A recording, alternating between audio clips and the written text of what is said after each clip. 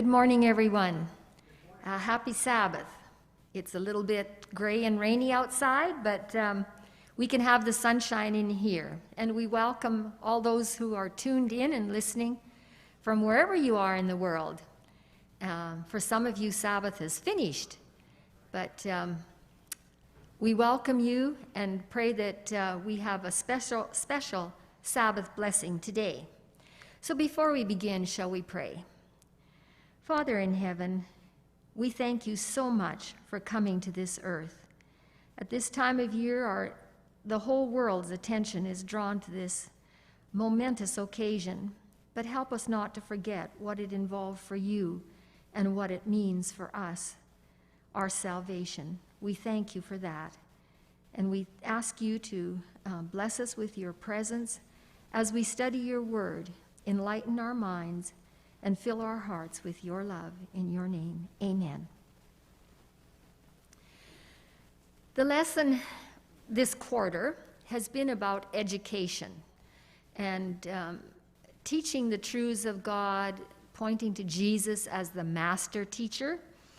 And this Sabbath, we're talking about experiencing and living the character of God. So we grew up with a definition of God. What is it? God is love. So that expresses his whole character.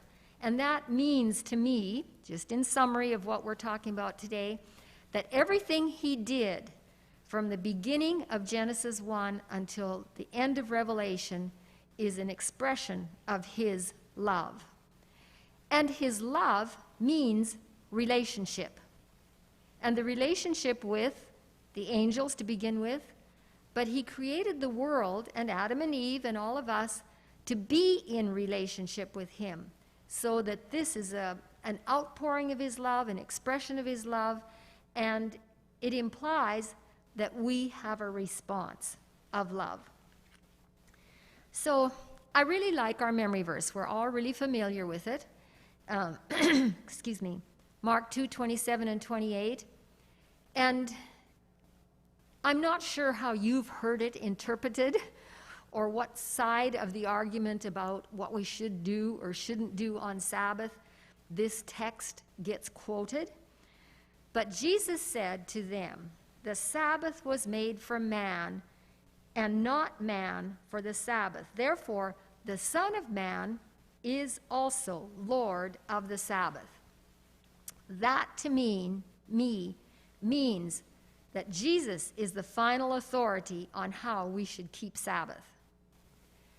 And we'll come across this several times in our lesson this week, but I'll say it here once again, and that is that if we're asking what shouldn't we do on Sabbath or what should we do on Sabbath, it's the wrong question. I think the question should be, what does Jesus want us to do? What would he be happy with us doing? Excuse me. It starts out with a story about a girl who goes to university, and she absents herself from activities on Sabbath, and her classmates notice it, and one of them invites her home, and she has a chance to live out her belief in the Sabbath with this girl. And at the end of the time, her friend is starting to realize the blessing of the Sabbath rest. And I thought that was really cool. We educate by living. When we were pastoring in Whitehorse, I had a very good friend who was a Pentecostal minister's wife, Margie, and she sang, and so we were invited several times to share our music, like at the Gideon Bible banquet and things like that, we would sing. And she called me up one day, and she was very distressed because she was feeling so much pressure from her congregation to perform in a certain way, to send her little child at 2 years old to daycare, criticizing her for buying goblets with the money they got for their salary. And it made me very grateful for the system that we have in our church This congregation does not pay directly to our minister. It's distributed equally, whether you pastor a church of 30 people or 300. And I think that takes off a great deal of pressure. So I was able to talk to her a little bit about some of these things, and I don't know if I helped, but obviously she could see that I wasn't worried about the same things she was, and it was a chance for me to kind of talk to her about it. So we start out with the story of Genesis 1, creation of the world. Have you ever seen such a magnificent story, such a story of such magnitude compressed in one chapter? Just think about all that happened in that week, written in one chapter. There are bestsellers that are written about 1 week, or an episode that happened in 1 day, like the Twin Towers, all kinds of books about just that 1 day. So here we have the whole Bible is based on God's story to us, but it starts beginning to end in 1 chapter. That's fantastic. So, chapter 2 kind of goes backwards.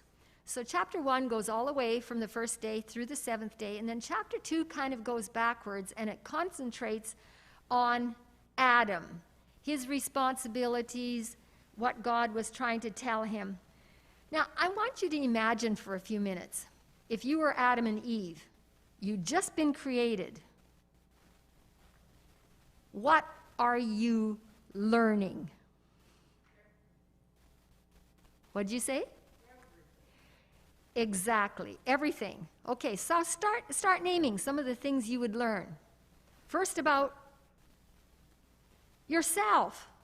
You'd feel your hair. You'd look around. You'd say, what? How can I see? My eyes, my legs. I would run. I would jump. I would look around and I would see all the animals and I'd wonder and study about them. And then along comes Eve. Okay, tell me some more things. Use your imagination here. What do you think Adam said when he saw Eve? Probably fainted, yes. I was thinking, oh, wow, for me? You know, Mrs. White talks about how beautiful she was. How did they know? How did Adam know she was beautiful? How did Adam and Eve know that they were perfect? How did they know they had intense physical health, vibrant physical health? I mean, the magnitude of what that overload must have been for them that day is mind-boggling.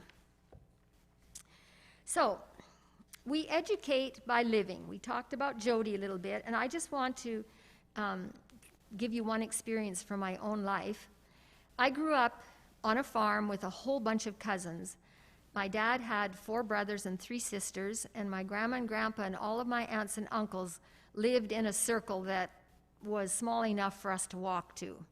2 of the uncles were on my same farm, and each of those 3 families, mine and the other 2, had 6 kids. We had our own school bus. A small one, but still our own school bus.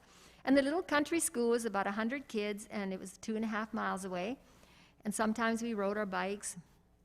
But the interesting thing was, there were enough of us who were Adventists that we never had any sports events on Friday evening or Sabbath, because we were good athletes and they wouldn't have won if we hadn't played.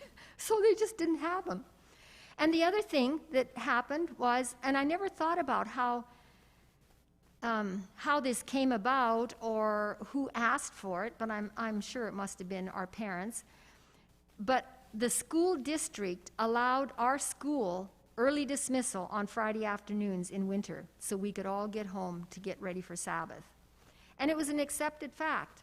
I mean, we weren't all Adventists in that school, but that's what happened every Friday night in winter. And I look back at that and I think now, I don't remember Mom and Dad or any of my aunts or uncles giving Bible studies to any of the educational superintendents or, any of those kinds of people. But it's an example of sharing or witnessing by our living. Okay. In chapter 2, we understand, in chapter 2 of Genesis, we understand that everything God did was for Adam and Eve. What a fantastic gift. And he was given dominion over all the earth, everything that had been created, but he was taught how to have dominion. And did you notice in there that he wasn't given dominion over the heavens? And I pointed that out to Dave last night, and he says, well, does that mean we're never going to go live on Mars? And I said, well, I don't know. But anyway, he was taught to have dominion. Now, I want to read you a few things that I found in my extra study. The story of redemption is a really interesting book talking about creation and then talking about the fall of Satan or fall of Lucifer in the 2nd chapter, and describing Satan's struggle and his efforts to win the other angels and the discord that immediately happened after he had sinned. But I want to go back to the creation. So, although everything God had made was in the perfection of beauty, and there seemed nothing wanting upon earth which God had created to make Adam and Eve happy, yet he manifested his great love to them by planting a garden especially for them. I didn't know till I I didn't remember, that the Garden of Eden was planted especially for Adam and Eve, and seemed to be a special place in all of creation. A portion of their time was to be occupied in happy employment of dressing the garden, and a portion in receiving the visits of angels, listening to the angels' instruction, and in happy meditation. So their labor wasn't, they didn't get weary. It was pleasant, it was invigorating. They were to make their home out of it. It talks about the vines, grapevines growing upright and the fruit hanging over, and they were to train the vines into their dwelling with the clusters of fruit hanging down. And I just could visualize this and thinking, wow, that'd be really cool. So they had angel teachers. We're talking about education. That's how Adam and Eve learned. Adam and Eve were charmed by the beauty of their Eden home and delighted in it. They were continually discovering, and everything they discovered filled their hearts with deeper love and brought from their lips expressions of gratitude and reverence. So, what were some of the things they learned? Give me some examples.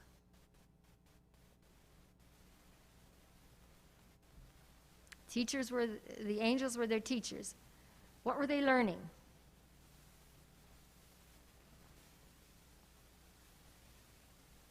Animal behavior, how things grew, how to care for things so they would produce, so the garden, everything connected with the garden.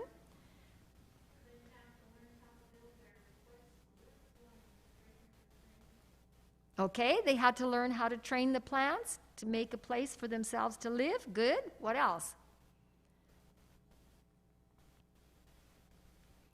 What about learning about all the species of the animals and birds? She talks about listening to the birds sing, and Adam and Eve joined them in singing. How did they know they could sing? When did they first try to sing? I mean, it's just wonderful. I'm sure they spent a lot of time being amazed at the wisdom of God and His creative power I'm sure. and His skill and talent. His wisdom, his skill, and talent in doing this. And do you think that might be why God said, remember the Sabbath? Because it's all about, there's one more thing that we haven't talked about that they learned. Relationship. Their relationship with God, their relationship with each other, their relationship with the angels, their relationship with the animals, everything around them. And discovering all their senses, the things they saw, the things they heard, the things they felt. Can you just imagine somebody who just received his sight looking around, the colors, the light? How did they have the knowledge to name each species of the animals? I don't know. And did it really say giraffe, or was it lakajika? I mean, how do I know what language it was? Maybe that was something the angels helped them. Maybe it was maybe his imagination was so perfect that he just said it. I mean, does giraffe mean something with a tall neck, long neck, and how do we know? A good question. Save that one for heaven. You can ask Adam yourself or the angels. But I can see them doing like the men who first landed on the moon, and they take a step and they bounce. Can you imagine him watching the lions or the gazelle leaping across the countryside, and they're going, oh, I wonder if I could do that. I mean, it's just really, really cool. Okay. And I had a couple more here. This is referring more to the Sabbath now, because our lesson is a lot about the Sabbath. After resting upon the seventh day, God sanctified it or set it apart as a day of rest for man. Man was to rest upon this sacred day, that he should look upon the heavens and earth, he might reflect upon God's great work of creation, and that as he should behold the evidences of God's wisdom, which is what you said, Lauren, and his goodness, his heart might be filled with love and reverence for his Maker. God saw that a Sabbath was essential for man, even in paradise.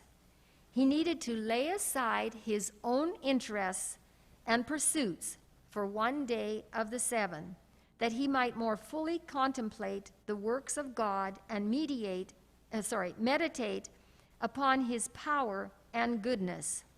He needed the Sabbath to remind him what God meant, what God was, and also the communion with God and the angels. And there's one more thing here. Talking about the lessons that they were to learn. They were to learn that true happiness is found not in the indulgence of pride and luxury, but in communion with God through his created works. And then one more. The holy pair were not only children under the fatherly care of God, but students receiving instruction from the all-wise Creator. That's from Patriarchs and Prophets. I want to assure you that we still have Jesus as our teacher if we want him to be, and he certainly was the most perfect of all teachers.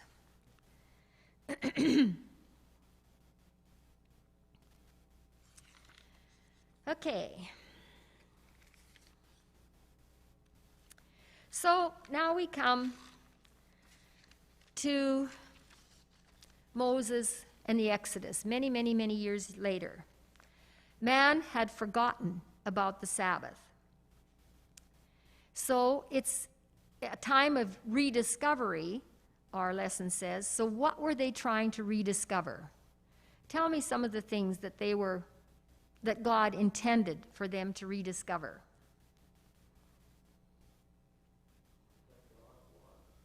That God was. The first name he gave them, I am. They had kind of forgotten who God was. Now, I want to say something here that I think is important.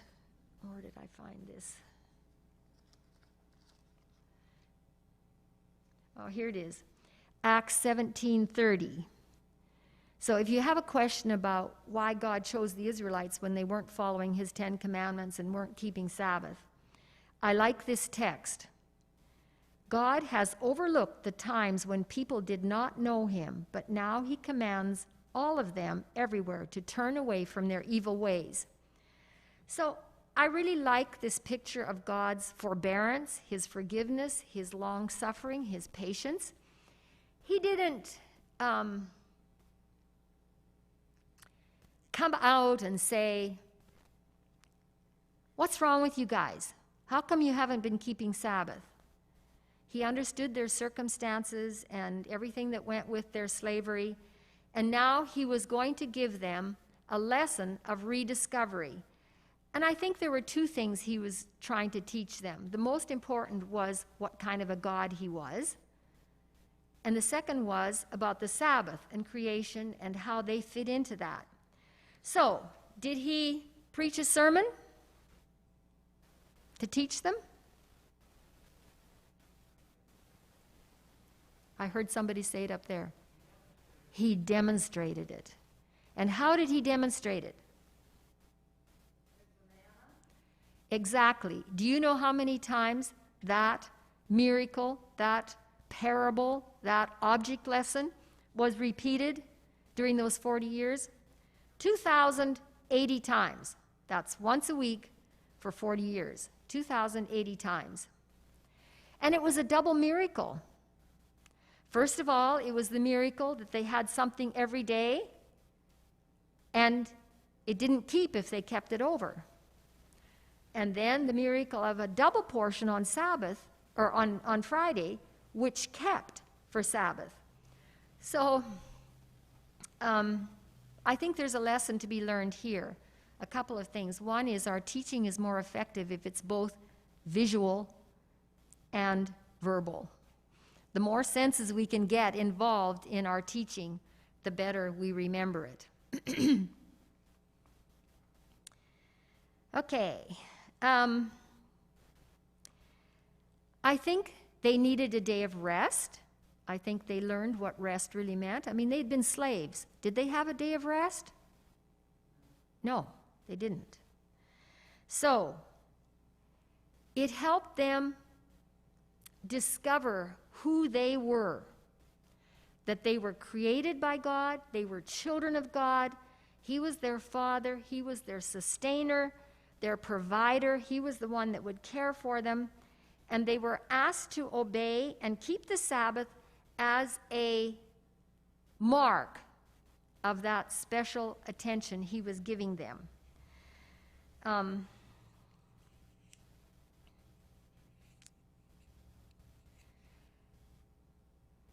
Why did God choose the Israelites? Why did he call them out? Why did he take them into the desert? What was he trying to establish with them?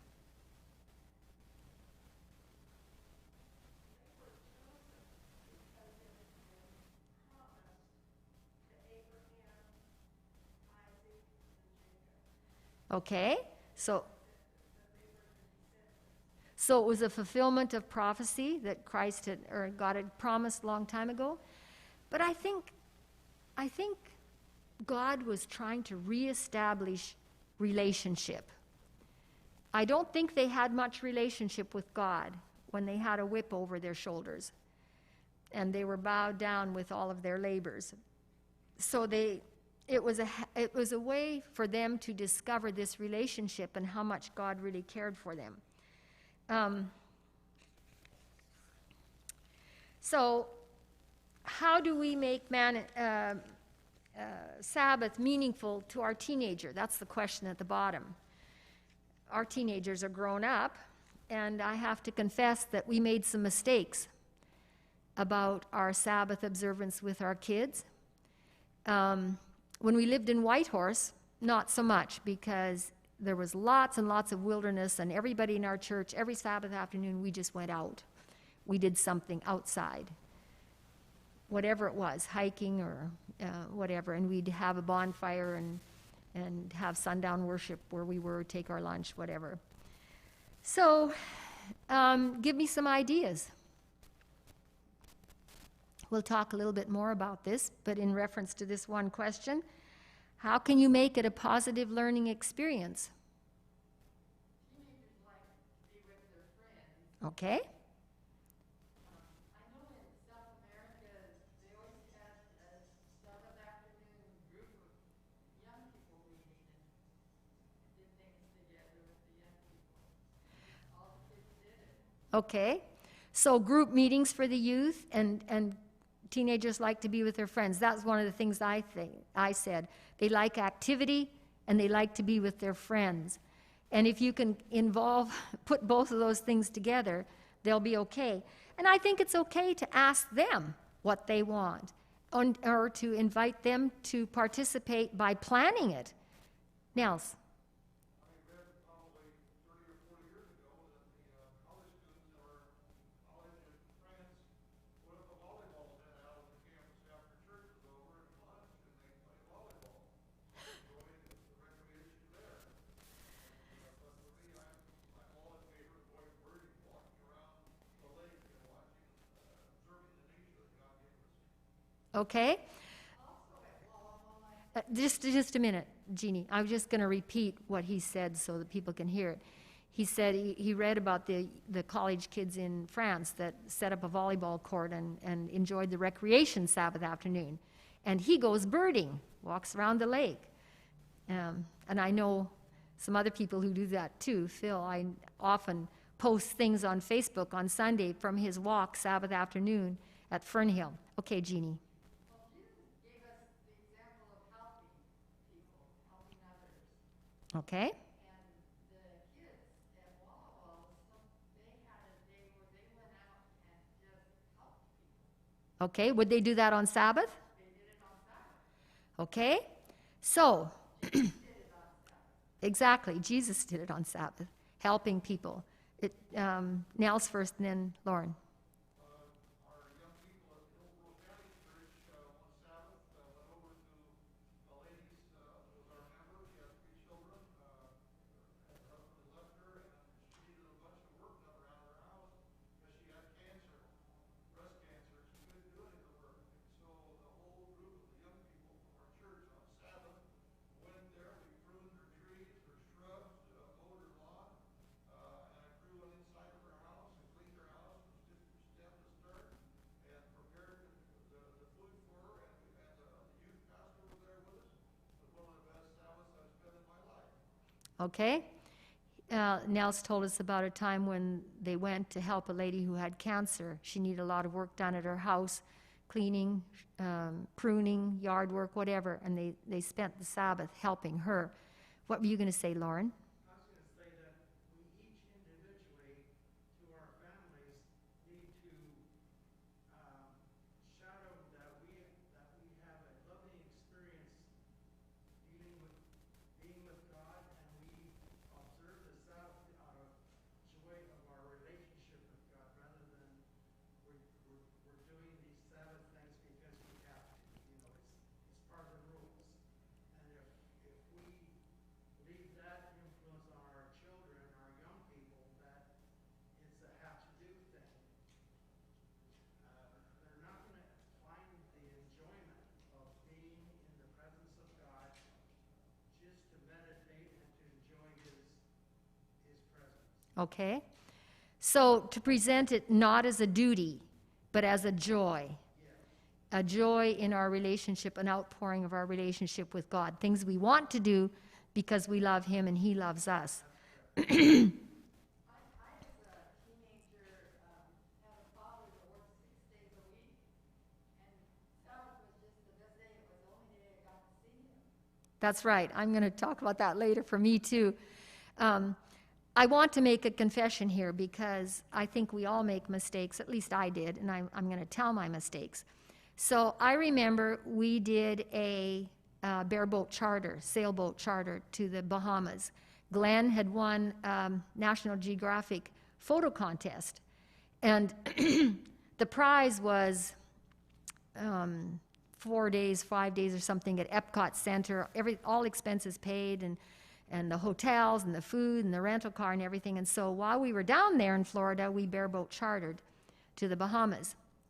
And I remember this one Sabbath, we were anchored off a little island, and it was hot. And we did not let the kids get in the water. Big mistake, big mistake. What is the difference putting on your snorkel and your mask and walking through the reef as compared to a hike? So that's one really big regret I had about Sabbath observance. And another time, much more recently here actually, I had a church member from this church phone me up, and her family had invited her to a grandson's birthday party, but it was Sabbath. And her mindset about Sabbath was such that that was, I guess, doing her own pleasure. I'm not sure exactly what the connotation was. And she was asking me, should she go? And I told her yes. I told her relationship is important. Love, showing love is important. You're not working. You're not getting paid for this. You're going there to enjoy your family and to support your family. So I may have been wrong on that, but I think the bottom line is Jesus is the Lord of the Sabbath. Ask him. Okay, Pat. Santiago's family would have their dinners and things and little parties on Sabbath. We would go, but when he started going to church and things, he was a good witness to these people because he wasn't drinking. They say, why aren't you drinking anymore? He said, because I'm going to church. And so I thought that's a good witness for him to his family. They were really amazed at that. So we go out to eat with the publicans and sinners, like Jesus did. We get criticized for it, but we don't have to do what they do. We used to go, we went a couple of times, I guess, to a barbecue that one of Dave's vet friends had. I guess he only had it, I guess, 2 times in probably 6, well, all the time I've been here. And they invited us, and we went. And we didn't eat the pulled pork. We didn't drink the wine. But we had fellowship. And I do not feel guilty at all about that. I felt like that's what we should do in that situation. Okay, let's not talk anymore about that because we're going to come back to it. So we're going to go on to learning priorities. So what's the priority in all of this? And I want to read the first paragraph that's in your quarterly if you want to follow along. The ups and downs of Israel's experience with God were closely linked to the way they related to the Sabbath. And Lauren brought this up. Do we consider the Sabbath a duty, or do we look at it as a delight, a way of honoring God? God saw their unwillingness to respect the Sabbath as a sign of his irrelevance in their lives. I thought that was a really important sentence. We don't respect the Sabbath, and we show that God is irrelevant in our lives. That was a pretty heavy thought. A renewed commitment to the Sabbath also was a part of restoration, a signal that priorities were right. And then it talks about, it gives the passage from Isaiah 58. So it's an interesting passage, Isaiah 58, because it jumps around a lot of things. It talks about sin, it talks about fasting, and then it kind of ends up with the Sabbath. Excuse me. And I want to read verse,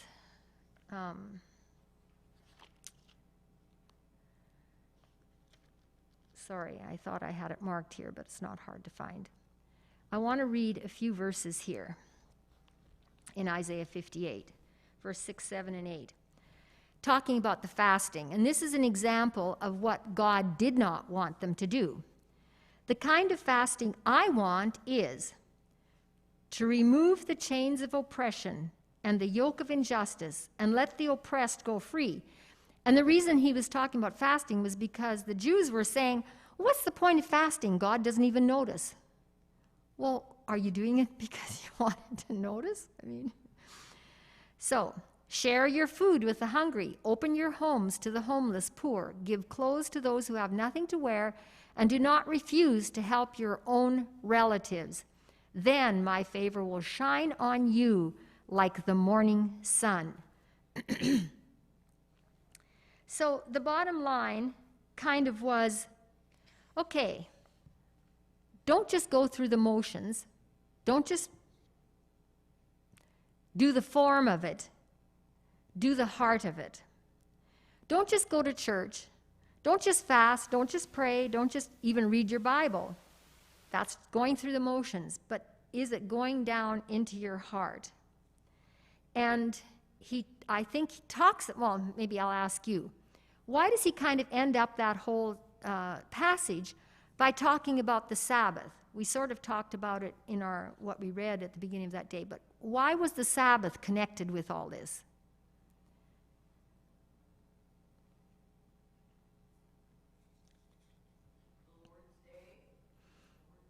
Okay, it's the Lord's Day.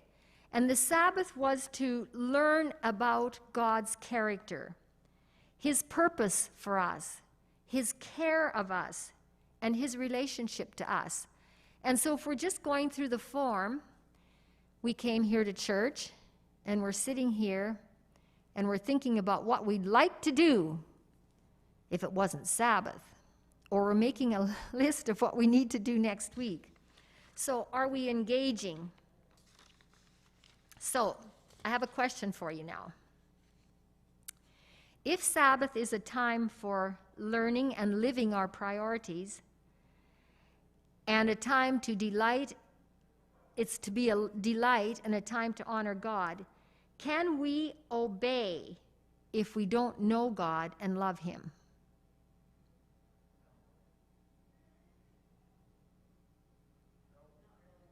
We can come to church. We cannot go to work. We cannot do our laundry. But are we really obeying? I think that's what Isaiah was trying to say. No. Legalism, okay. So there's all kinds of ways of looking at this. I'm going to give you another example here. When we were in Victoria, Les was pastor, and I was trying to figure out a job I could do, a way to earn some money to send our kids to college, academy and college, a lot of money. I am not an 8 to 5 person. I just, the thought of going to work in an office just was not, didn't appeal to me, put it that way. So I really liked real estate. I used to sell real estate when we were in Whitehorse, and I liked to drive around and look at old houses, and I saw this old house that had a for sale sign on it, a great big 1901 Queen Anne, hideous, run down, and I thought, perfect, that's what I want to do. I want to have a bed and breakfast in that place, right downtown Victoria, just right by the Parliament buildings, perfect, right? So I got on it. It was cheap. We bought it. It was a wreck. We spent a long time fixing it up. So now we have everything already. The zoning has changed. We've done all this, whatever. What do we do about Sabbath? Les is still a pastor. What do we do about Sabbath? I want you to give me some ideas about what you would do with a bed and breakfast on Sabbath. Okay, you wouldn't charge on Sabbath?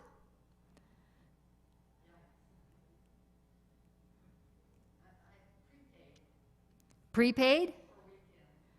Okay. I'm going to come to you, Robin. So if you don't charge on Sabbath, what about the people that come in Friday night in the summer as compared to the people who come in Friday night in the winter when it's already Sabbath? And your job is breakfast, cleaning, getting ready for the next guest. So when would you close it? Okay, so there would be no reservations Friday night, and then how are you going to get ready for the reservations Saturday night? So there's lots of questions. Go ahead. Tither to put it away? Well, I'll tell you what we did, and then you can disapprove or approve. What we decided to do, because of this problem of Friday night and whatever, we took reservations, but we did not charge Sabbath. But it had to be 2 nights. They had to stay both Friday night and Sabbath, not one night. And we did no meals or cleaning on Sabbath. So we let them come, check in Friday afternoon, and we never saw them, most of them, until Sunday morning. We didn't charge. I mean, usually weekends are more expensive. So did we have good people? Did we have lots of people coming weekends? You bet your boots. Did we make trouble for the new buyer when the guests called him up and wanted free Sabbath? Bet your boots. Anyway, I feel like God blessed us, and I was really happy with that decision. But because of that decision, we made a letter that we put in every room that explained why we were keeping Sabbath, that we felt it was a special day to spend with God and that He had blessed it, and we wanted it to bless them too, right? So I had some really nice Baptist people come down Sunday morning and said to me, "So how are we saved?" And what they were saying was, "Do you think the Sabbath saves you?" So I assured them that no, Jesus Christ saves us. It was our belief in Him and His sacrifice for us. And they were quite relieved. But it's just interesting how this all works. So on the farm, I'm like you, Jeannie. My dad was a farmer, 6 days a week, up early, up late. And it was our job to do the chores, milk the cows and everything every evening, all of us girls on this farm, because there were millions of us girls. And Sabbath, he was home all day. And Friday afternoon, when the sun went down, we had the most special times. We'd come home from school, and it smelled of cinnamon rolls and floor wax and furniture polish. We'd all had our baths. We had the most wonderful sundown worships Friday night and Sabbath night, lots and lots of music. My mother is very musical. And every Sabbath afternoon, we did something together. We'd go explore the back roads around the farm. We'd stop by the fields, and we'd do what Jesus' disciples did. We'd take the grain and we'd put it in our hands, and we'd make gluten gum. And, we'd collect flowers. We'd see how many flowers we could find, different kinds. We'd go to the gravel pits and see if we could find petrified wood. It was a total joy and delight. I don't ever remember a boring Sabbath. I love Sabbath. So it's really wonderful. So now, have you been showing these pictures all along? Oh, I guess they thought that was the best way. Anyway, all right, I just was wanting to point out that we can teach our kids to look at things differently. Yoo-hoo, guys! Can you go back to the flower? We can look at the minute little things. Teach them to really look, to really see, to see the dew on it, to see the color changes, to see the little eyes in the insects, to really see. Next one. Or we can teach them to look at different things that are unusual. These are ice bubbles, methane ice bubbles up in Canada, but I saw them at Fernhill Wetlands when we had ice there. There were methane bubbles in Fernhill Wetlands. You don't have to go to Alberta, although it's a really nice place to go. Next one. Do you know how clouds are formed? Do you know that the most spectacular clouds are during times of storm? And it's because of light. Now think about that as an object lesson. The times of storm in your life, Jesus is the light. He makes something fantastic come from it. And Eli asked me, okay, if before the flood there was no rain and the water, just mist came up from the ground, were there clouds? Were there sunsets and sunrises? I don't know. I don't know. Next one. Even the desert is beautiful. There are patterns. There are things to really look at. But you've got to stop and look. You can't go to the Alvord and speed across the desert at 100 miles an hour and expect to see this. So you have to stop and look. And I think that's one of the things about creation that we can teach our children. Really, stop and look. Next one. Reflections in the autumn. You're standing in the shade. There's sun over on the other side, and you're standing right in front of a tree. It'll reflect on the water and make all these gorgeous colors. Next one. Of course, this was this week at Cape Disappointment. I mean, the power and majesty of an ocean. Can you imagine? Mind-boggling. You don't want to be in it, but anyway, next. Fernhill Wetland. Really look at them, the colors, how they swim, their habits, and there are lots and lots of birds out there. Next one. Okay, that's it. So, just emphasizing, Jesus is the light, and it's the light that makes everything beautiful. And I try to make this my purpose. I'm a photographer. I want to show God's handiwork. I want to give him the glory. I want to show my photography friends there is no designer like the master designer. Boy, we're almost out of time, and we haven't talked about finding balance. And we haven't talked about community. I'm going to just go really quickly over the balance part. Jesus came and upset the apple cart, big time. And how he did this was to change their minds about the Sabbath. So the Jews or the Israelites back in Egypt had kind of forgotten all about it. But the Jews in the time of Christ had gotten so paranoid and focused on the law that they'd totally forgotten the meaning. And Jesus, by his demonstrations of love and forgiveness and healing, brought back the meaning of it. So, how did he do this? He healed and they complained. And what did he do? We talked about this in one of our lessons a long time ago. One of his ways of teaching was to ask questions. So what did he start to ask? So he healed this man, and they complained about him doing this on Sabbath. And what did he say? He said, if your sheep fell in the hole, what would you do? Wouldn't you get it out? Well, of course. You know, so even his miracles were times of teaching. And he did lots of miracles on Sabbath. Not wholesale miracles like we read about after he'd finished preaching and all the sick came and he went through the town and all the sick came. It was more specific ones that were confronting the error of the prevailing times to kind of get them to see that he was a God of love, he was a God of care, and he really wanted them to be happy and enjoy the Sabbath. We've talked about all this. Remember the song, Sabbath is a happy day, happy day, happy day. First we go to Sabbath school, then we like to stay for church, and then we go to visit a sick friend, right? So we grew up with those kinds of things, and I still think they're good now. Oh my. So, we want to keep the spirit of the Sabbath, not just the letter of the Sabbath. And I went through several of these things.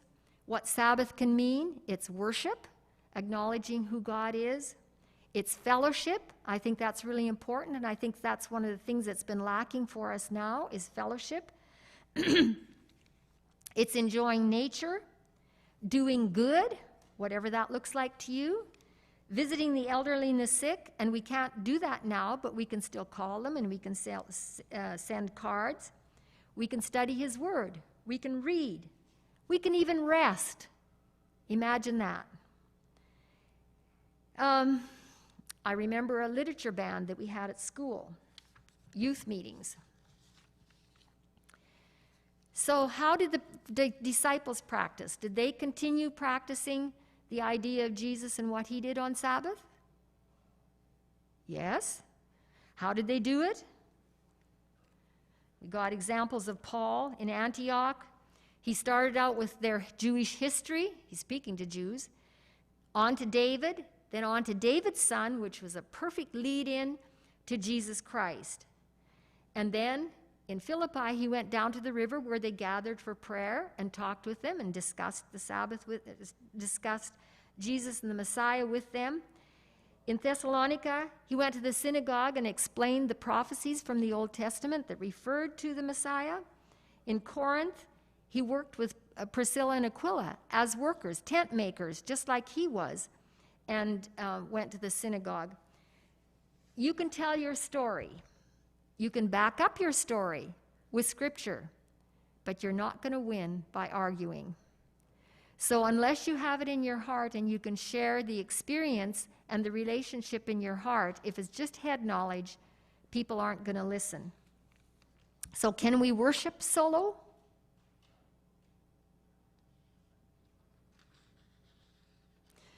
If you were in solitary confinement in a prison, you would be worshiping solo, but you're still worshiping in relationship with God. So I think all of our worship, all of our Sabbath observance, everything we have to remember is in relationship to a loving, caring, forgiving, redeeming God. And I think the tree of knowledge of good and evil is what Sabbath is now. It's our test of loyalty to Him. It's our relationship to Him, acknowledging Him as our Father who can recreate us in His image. Well, I guess that comes to the end of our time. There are so many, many more things that we could have discussed in this lesson, but I hope that you've been blessed and that you've thought about things a little bit differently, learned a few things, and are inspired to go home and read some of this for yourself. There's a really good chapter in Desire of Ages called The Sabbath that might be an interesting one for you to go over. Shall we bow for prayer?